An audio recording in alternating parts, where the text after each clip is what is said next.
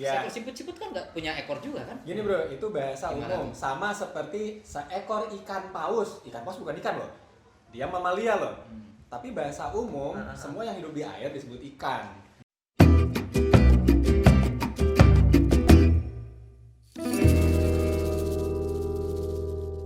Itu beda ya kak ya? Itu, loh, kok biasanya warnanya hijau kalau yang untuk medis? Ini soalnya sering saya pakai buat naik motor. Udah Jadi kan- sebulan nggak dipakai. Nggak pakai jadi Nggak lama-lama diganti. gitu. Kayak mobil kawam kan awalnya kan putih kan? Iya. Kebanyakan dijemur jadi hitam. Iya benar ya. Saya juga awalnya putih loh.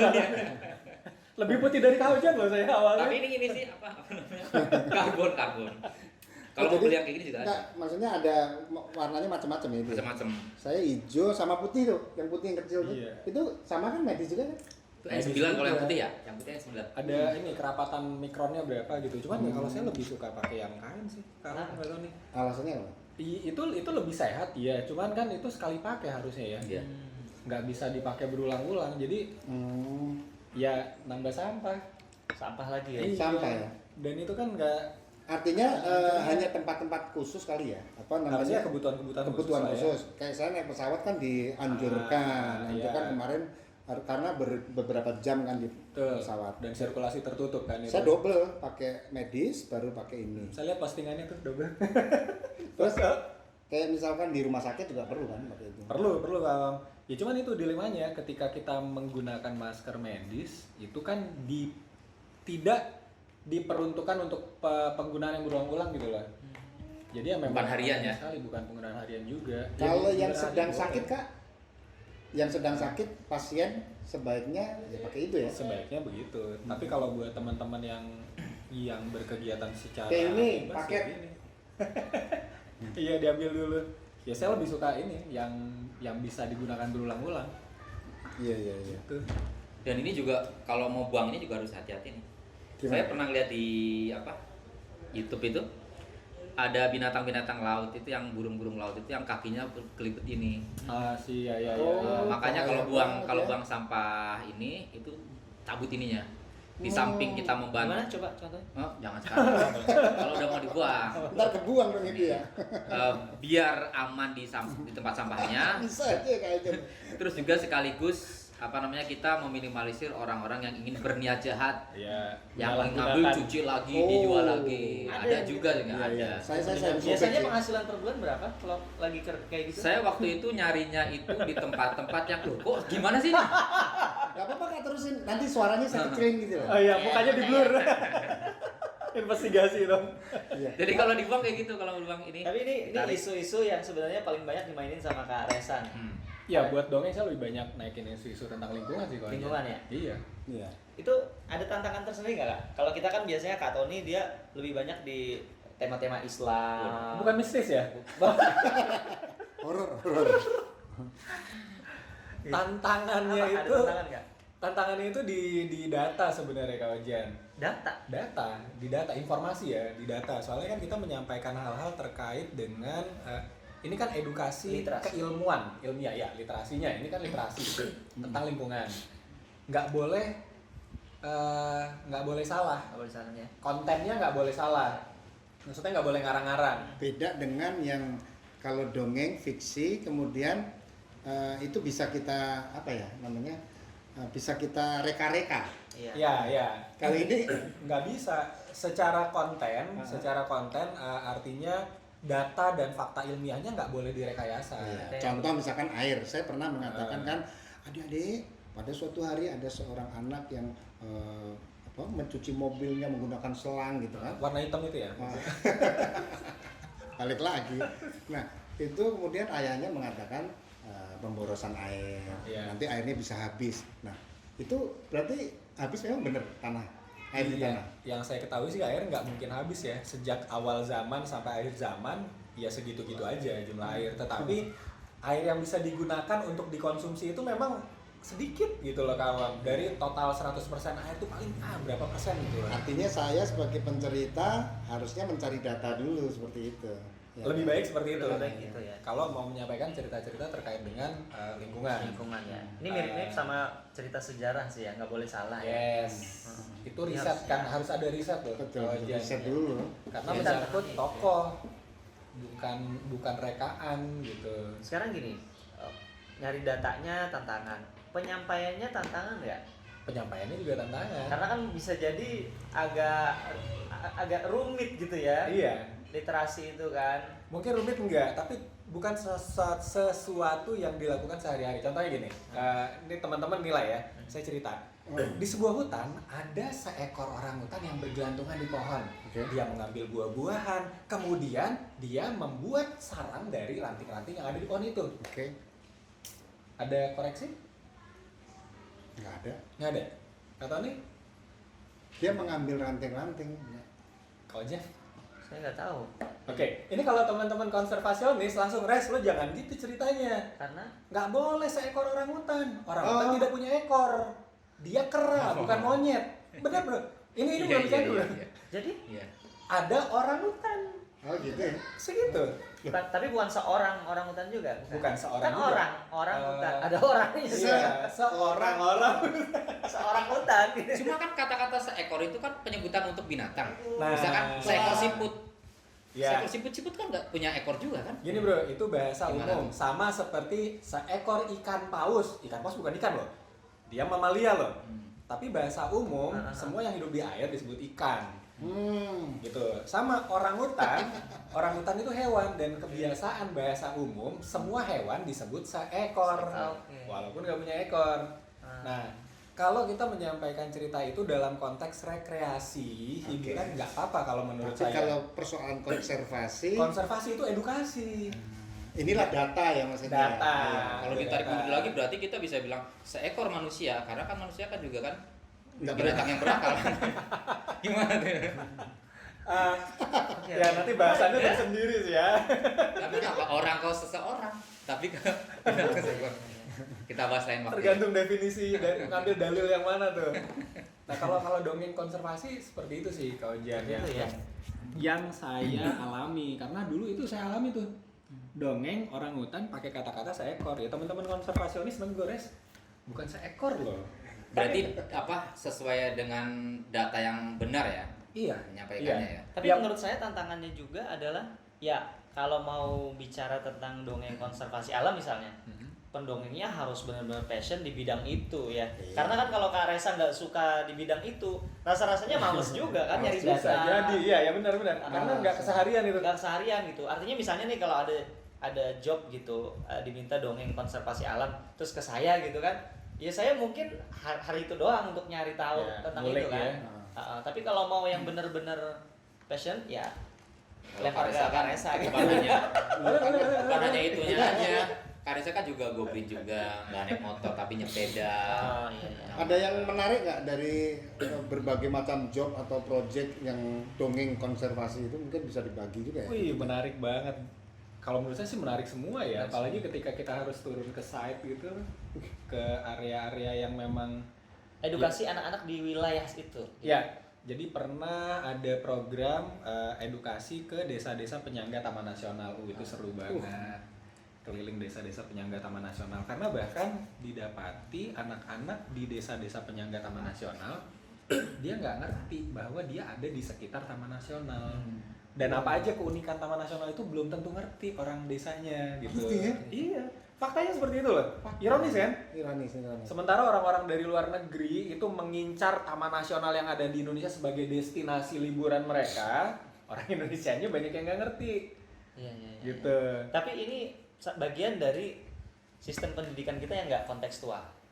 Iya, itu terkait loh kalau Ngomongin Jan. pendidikan juga nih. Iya, sekolah misalnya gini, kita sekolah di wilayah agraria ya kan, banyak sawah, tapi anak-anak kita disuruh untuk harus bersepatu.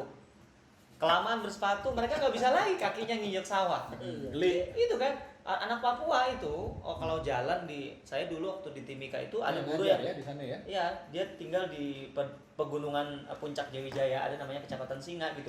Ya anak-anak sana kan biasa aja naik gunung 3 jam gitu kan, turun Biasa. lagi untuk ngantar gurunya dapetin sinyal di atas gitu.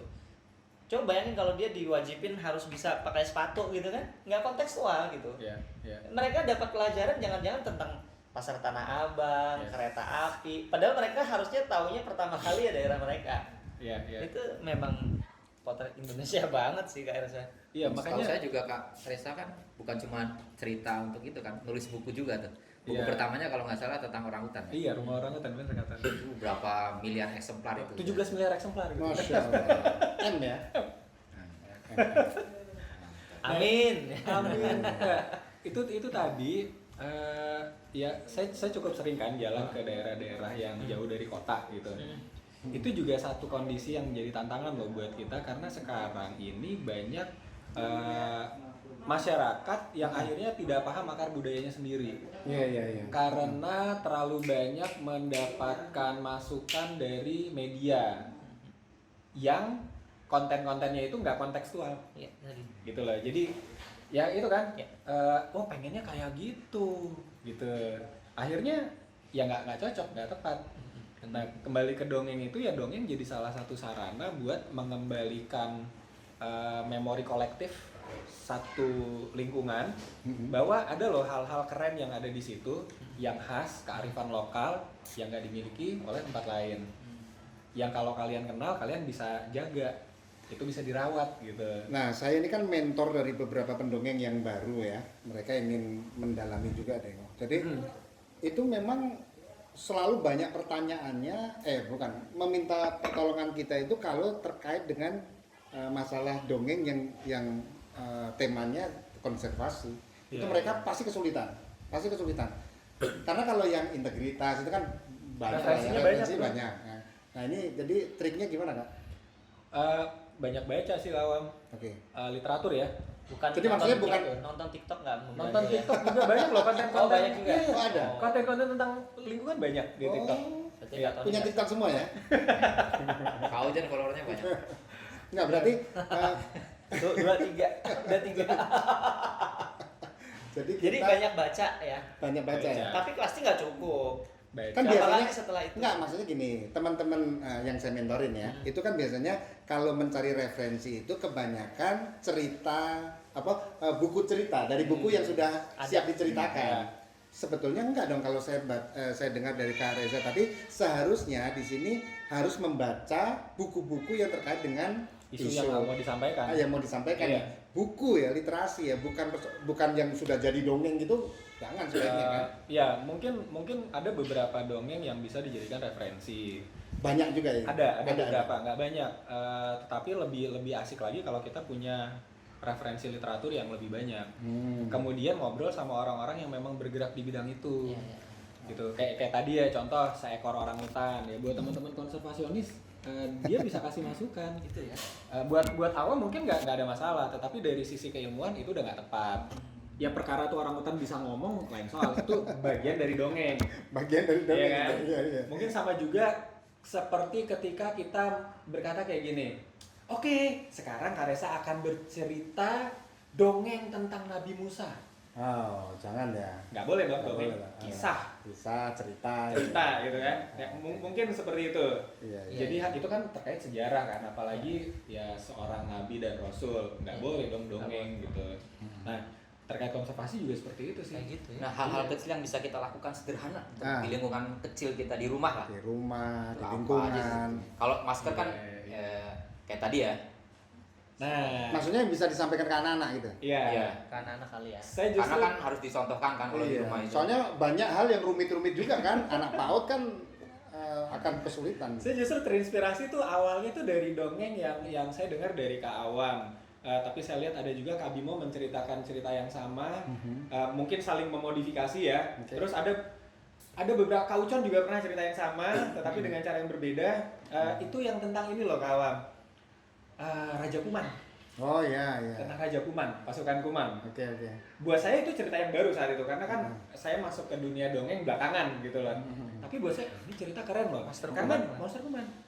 Masa Karena di situ kuman. ada sampah, Iya. tapi saat itu dongengnya terkait dengan kesehatan. Oke. Atau Tapi itu jadi trigger buat saya. Oh, jadi diambilnya di persoalan Yes. konservasi sampahnya itu ya. Sampahnya. Nah. Nah, kalau di dongeng Betul. yang saya dengar dari teman-teman itu concernnya adalah kesehatan, bagaimana si kuman itu membuat orang jadi sakit. Baru kemudian datang ke dokter gitu ya. Ke dokter. Nah, kalau saya justru Bagaimana solusi agar tidak sampai ke dokter? Iya, atau dampak lain. Ya. Jadi gini, satu cerita yang saya modifikasi dari inspirasi cerita itu adalah ketika tumpukan sampah itu terjadi, datang hujan lebat, sampah-sampahnya masuk ke selokan, banjir. Gitu lah. Ya. Itu terinspirasi dari cerita itu. Nah, loh. banyak modifikasi tentang cerita itu banyak banget sih. Yes. Dan beragam banget gitu, bagus sih. Iya. Jadi sebenarnya bisa jadi rujukan juga cerita-cerita yang udah ada. Jadi pertanyaan Kak Tony tadi jawabannya yang deket-deket sama anak kali ya. Iya, ya itu kayak sampah. Sampah, listrik, penggunaan energi, listrik, matikan lampu kalau sudah selesai. matikan lampu, terus air, penggunaan Air ya, bersih. penggunaan air terus. Sebenarnya edukasi seperti itu juga banyak dilakukan sama instansi juga, kementerian sama Tapi kan kelas mungkin cara penyampaiannya kan mungkin Metode ya. penyampaian Metode ya. ya. Kalau kita dengan dongeng kan meyakini kan bahwa ya dongeng ini mudah untuk dicerna itu loh. Ya, Anak-anak kementerian itu banyak juga ngadain festival, lomba segala macam. Kau kan pernah tuh di BNPB. Maksudnya dikaitkan dongeng gitu. Tentang bencana ya? Iya, jadi Ada Award. di YouTube ya kayaknya. Iya, Ada. Tangguh Award di Kaujan dapat juara favorit tahun Juara 2019. Juara satunya? Oh, maksudnya sebenarnya mau mengumumkan. Tapi Masa saya sendiri yang ngomong, Iya. kan enggak ya? Biar Harus lempar katanya. batu dulu, lempar bola bekel dulu dong. Kayak pengalaman Kak Tony Kaojan dongeng tentang literasi di apa ya, isu kebencanaan itu gimana tuh? Kalau saya ada 5 episode sama BNPB itu edukasi literasi bencana alam gitu. Dan kalau saya sih sederhananya saya nggak mengambil data yang besar ya. Dia punya buku saku gitu. Oh enak, udah ada rujukan buku Nah, sakunya buku ya? saku dari resmi dia kan. Kalau Oh. salah ya salahin dia gitu. Iya. Saya rujukannya BNPB Iya, gitu. iya, iya. Yes. Jadi yang Jadi saya ada sampaikan referensi. adalah literasinya, keterampilannya adalah mereka bisa mengetahui ciri-ciri sebelum terjadi bencana itu. Kemudian apa yang harus dilakukan dan bagaimana cara mencegahnya. Misalnya gini, tanah longsor gitu kan. Tanah longsor ciri-ciri terjadinya kalau air menjadi keruh, kemudian ada guguran batu-batu kecil gitu dan seterusnya itu ada di buku itu. Nah itu data ilmiahnya kan? Nah, dijadikan buku. Yes. Begitu. keren. Dan Kalau saya rangkai jadi cerita. Cerita. saya merasa bangga ya jadi pendongeng itu karena ternyata banyak hal materi-materi yang itu penting banget buat anak-anak ya tentang Banget, alam banget. ini. Ya. Kemarin kita juga ada ngobrol-ngobrol tentang integritas ya, banyak Iya. hal. Dan nanti masih banyak lagi lah obrolan kita ya.